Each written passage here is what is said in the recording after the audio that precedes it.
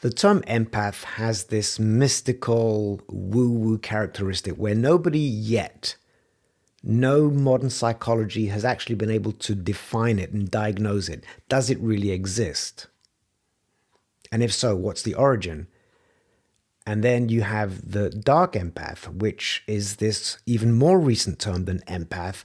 And there are two types of dark empath from the research that I've done. One interpretation is that it is basically a narcissist that has empathy, and they leverage their empathy to do evil, to manipulate, meaning that they are highly conscious of the pain that they're inflicting. But I'm going to say this. I cannot and do not differentiate between a dark empath and a narcissist because I personally believe it's on a scale. Narcissists, in my opinion, have a level of empathy, even if it's only cognitive empathy. They can rationalize and understand the pain that they're inflicting. The only way that I can manipulate you and hurt you is by knowing what I'm doing to you. And here's the part, getting a sense of satisfaction. Knowing that I'm hurting you, I can see the pain and I'm enjoying it.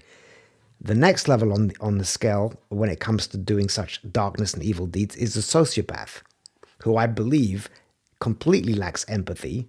They just simply get joy out of seeing people suffer without fully understanding, being cognitive, having a conscience.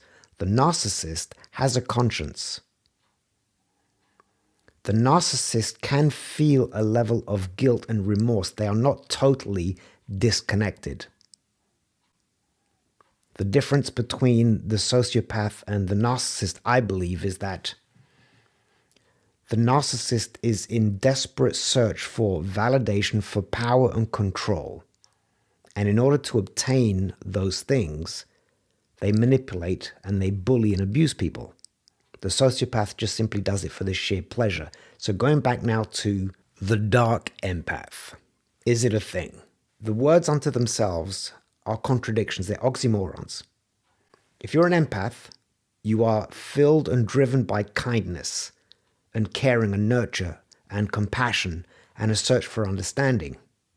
The claims are that the dark empath has the dark triad traits, meaning narcissism, psychopathy, and Machiavellianism. The empath does not have those traits. If anybody has those traits, they are not an empath. It really is that simple.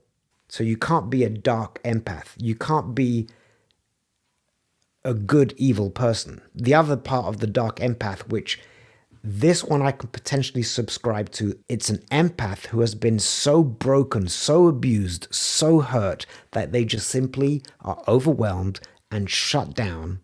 And in order to defend and protect themselves, they become insensitive and heartless. They've lost patience. That's the only form of dark empath that I can potentially imagine. And it's just a protective measure. It's like a good dog, if you abuse it enough, might bite you. It does not make it a bad dog. It was just abused to the point where it lashes out, retaliates in pure self-defense. So the term dark empath, be careful,